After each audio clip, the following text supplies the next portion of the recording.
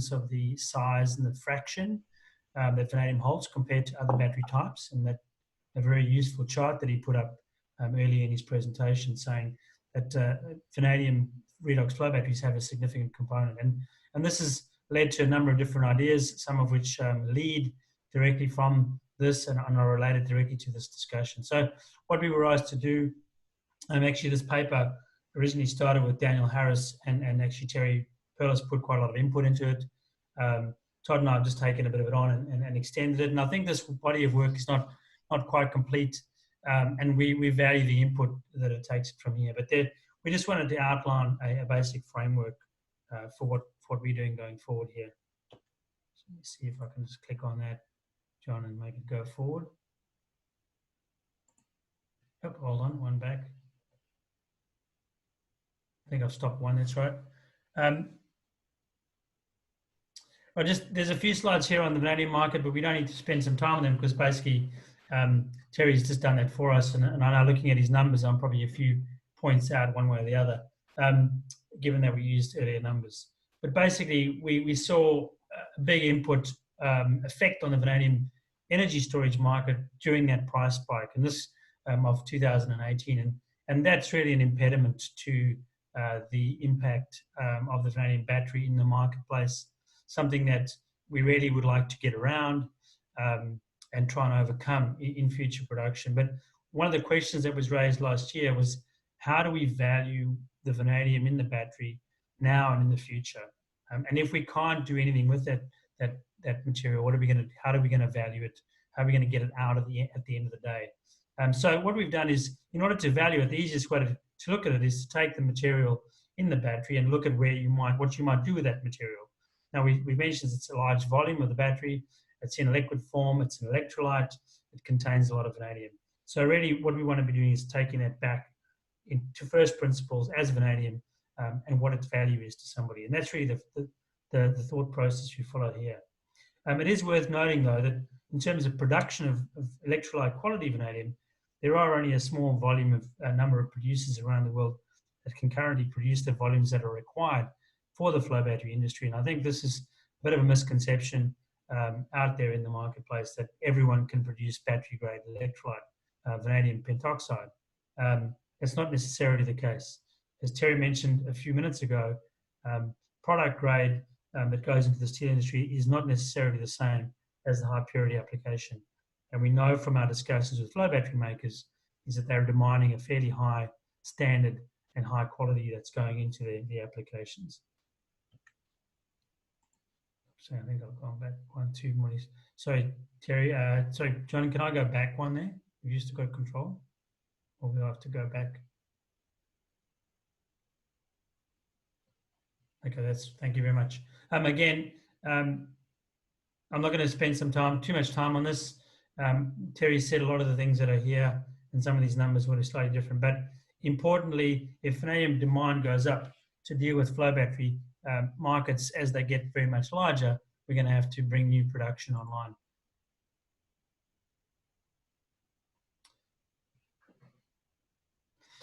And getting to our real point of our presentation here is that for batteries to reach the level of magnitude of taking, as shown in the slide, if we're going to reach those levels of production and consumption of vanadium in the batteries, we're going to have to work out there's going to be a significant volume of vanadium available to be either recycled or used elsewhere.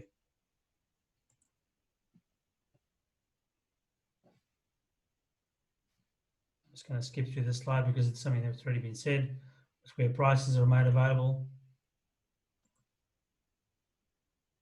And just getting to pricing. So we looked at this from a view of, sorry, I've gone back. So I'm in Australia for all those people online and probably suffering from a little bit of distance lag. When we look at the historical pricing of vanadium, that price again, this is an issue for all vanadium flow battery producers. And that the purity levels that are demanded for flow batteries is significantly higher than what is just commodity grade. And the idea that vanadium that is in a battery, we're calling it spent electrolyte. It's not really spent. It has all its vanadium still available to it.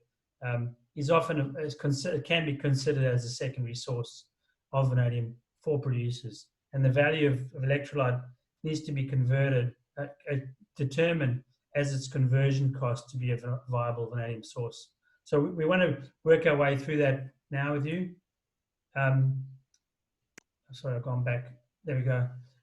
We want to bring up the idea that the best application for vanadium electrolyte is to use it in the battery, in another battery application. So if you can imagine that we've got a vanadium battery out in the field, the business itself is no longer viable. So the battery, it's not that the battery doesn't work, the battery is now needs to be moved to another place. The best thing to do is to take that entire battery and its electrolyte and move it to a new location. Now, if the battery is at its full life of around, say, 20 years, maybe the battery itself, the physics of the physicalness of the physical components of the battery may be themselves past their lifetime. The vanadium itself will still be available in its full form to be used. So the best application we can say from this is to actually, the cheapest application is to take this material and reuse it in a vanadium flow battery application. This will require a minimum of processing and the filtration of the solution, the topping up of the acid consumption, of the acid concentration to make it a viable source is a key factor of that. So there is always going to be a cost, and a lot of what Todd's going to talk about in a few minutes is the cost of doing this, and not only with inside a battery, but also if we take it back to primary vanadium value. Remembering what the question was asked of us last year was, what is the value of the vanadium in the battery at any given time? Once it's been put into the flow battery and it's been operating for a significant period of time, how do we value the material that's in that battery? And that has to be the value that it has on the market price, less the cost of putting it into some other form.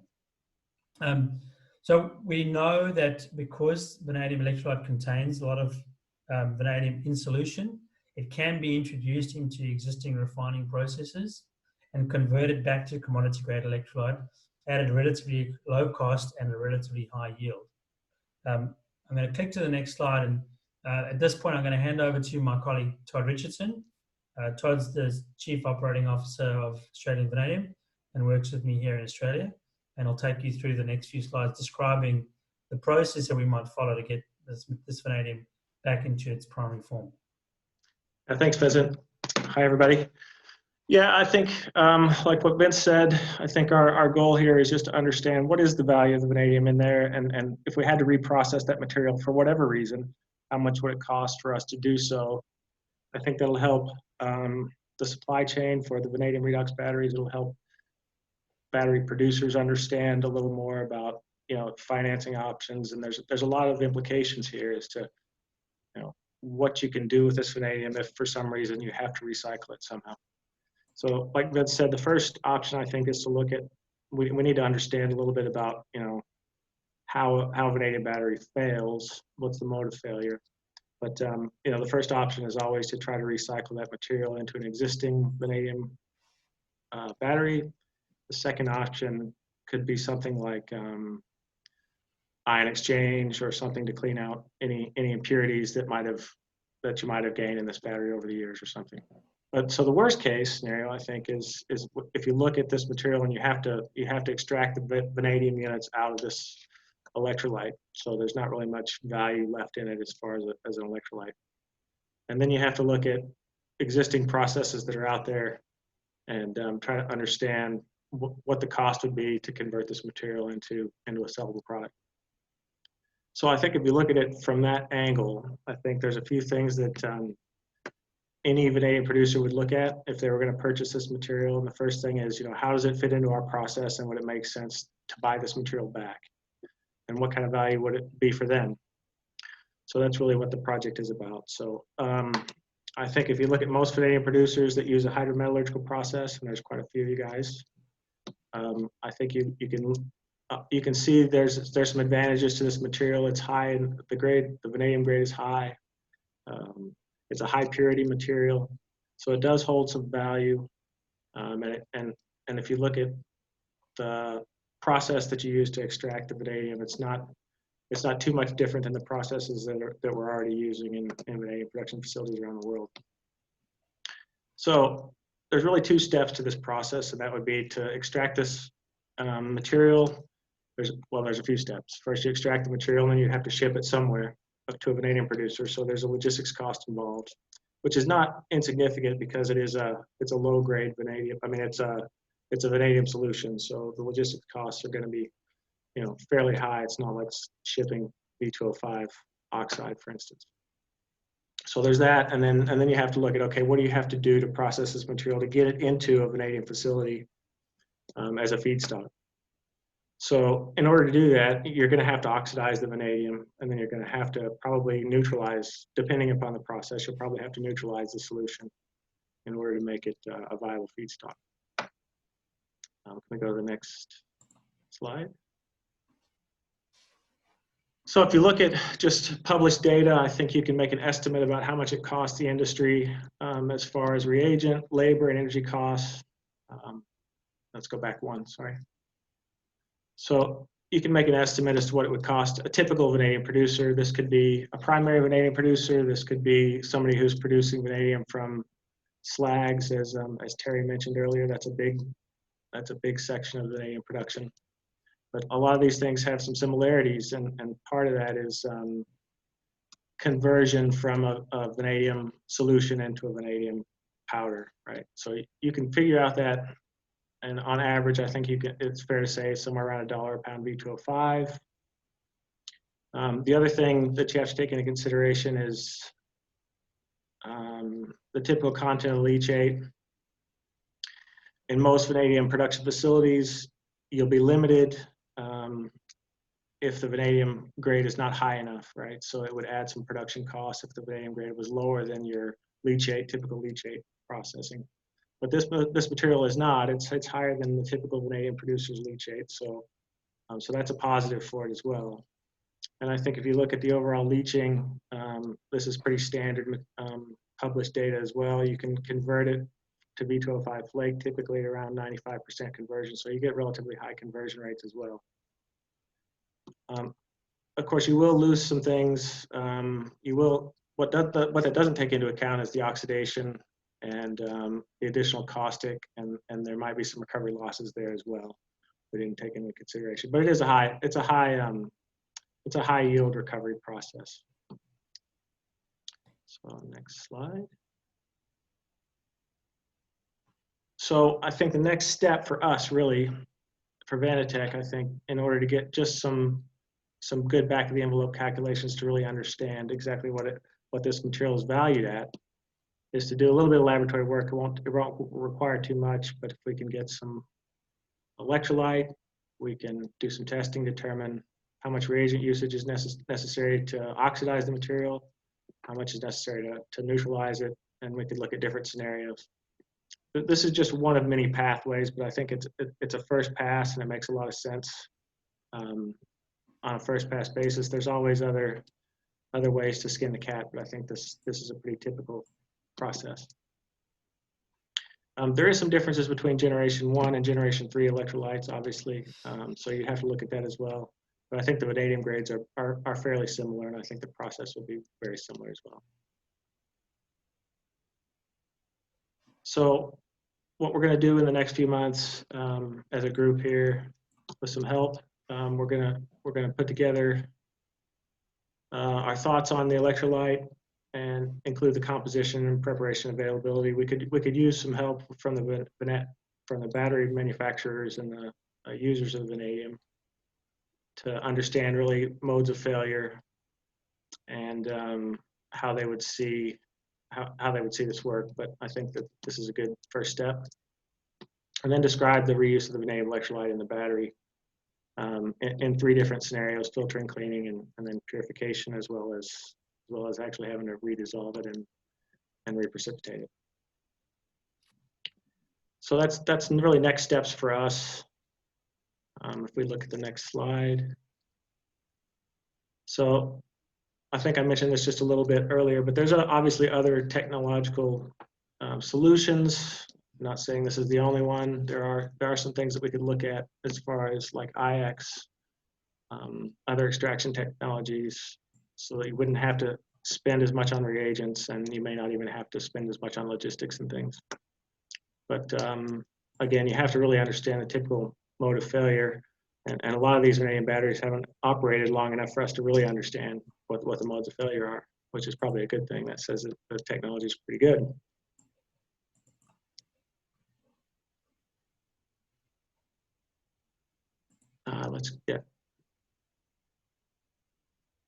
So again, this is just some detail work, but that we need to do in order to understand the cost, the kinetics of oxidation. And one of the things you have to do is make sure that in order to get good recovery, that all your vanadium is +5. And if your battery fails or something happens, you're going to have a lot of vanadium that's not in the +5 state. So you're going to have to spend some money to get it there.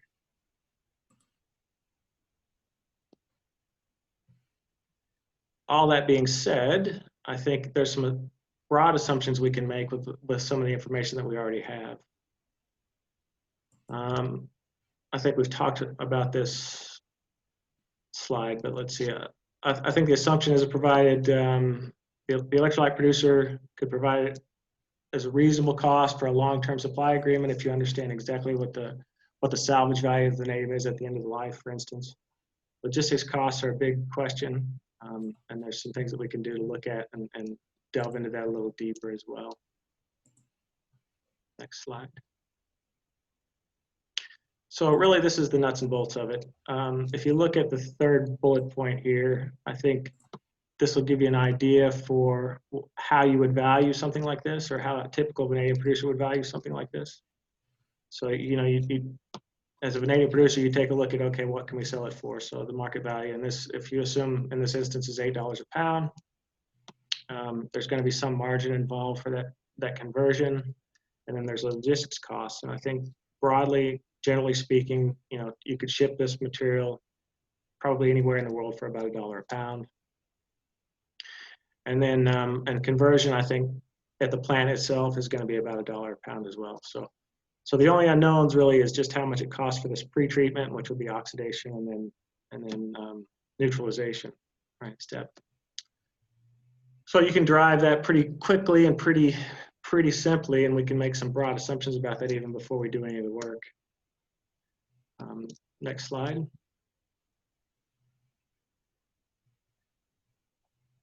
So, as I mentioned, the market price, you can make your assumptions on that. The margin, logistics costs, pre-treatment costs, and the conversion cost to convert this material back to a V2O5 is all part of the factors. And then the yield. There's really two yields. It's the yield from the producer itself, and then actually the yield for converting it to something that they can use.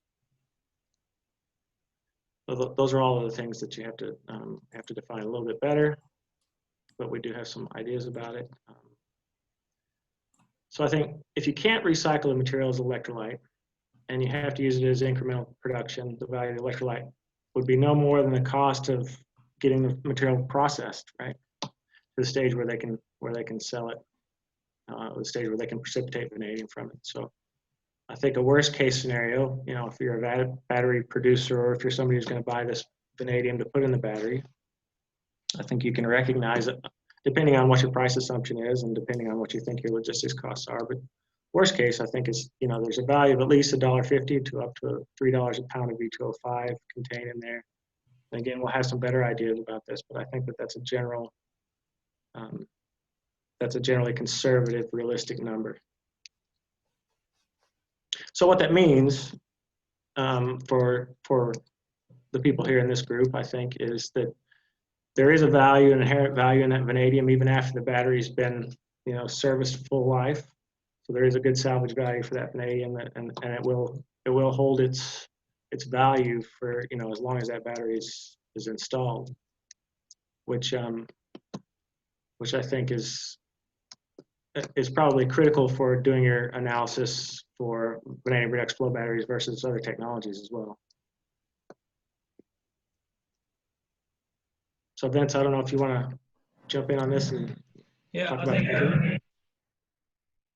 Yeah, thanks, Todd. John, can I have that back? Yep. Which slide do you want? Next slide? No, leave it there. It's fine. It was good enough. Just go back one. Yeah, just in summary, I think Todd's outlined the thought process that is there. I think we need a little bit more work on experimental work on those unknown X and Y values. What it means is we can get to and I invite everyone to look at that paper and take that formula out and get a view on it. Talk to your nearest vanadium producer as well to get a fair understanding of that. But those numbers are probably going to be around those numbers that you see. But you can basically say the value of the vanadium that's in the battery will have a positive value at the end. So it'll be that value that you buy it for, less the market value minus those costs at the end. So the fact that it has a positive outcome, a positive economic value, and this was a question raised by the vanadium flow battery producers. We need to know, they wanted to know that they can go off from a finance point of view and other points of view and say there is residual value, positive value in the battery of the vanadium. That's really important because it's a big differentiator for vanadium redox flow batteries around the world. It's very difficult to say if you're a lithium-ion producer and using lithium-ion batteries that you can say that value of those cells, once they've been fully used, can actually have a fixed value that you can calculate back out, because the cost of removing and stripping out and recovering the lithium and the other metals from those systems is not straightforward. Whereas in this case, it still involves a number of steps, but it is far more straightforward than in other batteries. And because of Mikhail's original statement that we've got a much bigger component of the battery in that metal, we can really say we can go down this sustainability or reusability step and put vanadium flow batteries in a unique space. So we'll expand on this by filling out the gaps, if you like, and then providing that in a more technical paper so that the vanadium flow battery users and promoters around the world have got something to base on. I think it does lead into the discussion about leasing, which is not being discussed here today, but the fact that there's a residual economic value that is calculable and can be shown for a specific case and for the general case is a very, very useful concept around the leasing value and for people who want to be involved in leasing. And leasing, as we know, is a key component for the delivery of medium and large scale flow batteries. So we want to be able to utilize this. Hopefully Vanitec can add on to the work we've done so far and make it a bit more clear and specific. And we invite input from all the flow battery producers around that. The last slide here, just around who can do this work. This is pretty much a who's who list on who can do things around the world. All of these companies, as far as I know, and all the countries involved are very interested in vanadium energy storage market growth. And that's really epitomized by the effort that they've all put into the Energy Storage Committee in Vanitec, and how Vanitec itself has taken this on as a growth market, and why we think it's so important, not only from the future of vanadium point of view, also but because of its sustainability and its use in renewable energy and the impacts that has on the world itself. So thank you for your time. John's going to ask possibly a few questions here. We got about 6 minutes here. For those of you who maybe missed the beginning of the webinar, if you have questions, please click on the Q&A function in Zoom to ask them, not in chat. We're not going to be inviting others to speak here. Just put your questions in the Q&A and we'll get to those that we can. So a couple of them here already, Vince and Todd. Let me pull them up here. First one that came in order was, are there currently any research projects about recycling of electrolyte, publicly funded or not, and where does the used electrolyte come from? There's none that I'm aware of. None that I'm aware of either. Oh. All right. Next one, reuse in another system. Will the state of charge have an impact? Yeah, I tried to allude to that, but yeah, definitely. If all the vanadium is in a +5 valent state, it's already oxidized. You save money on reagents. If the vanadium is, +3, +4, then most of these producers that you see on this list, and probably some others out there that can do the same thing.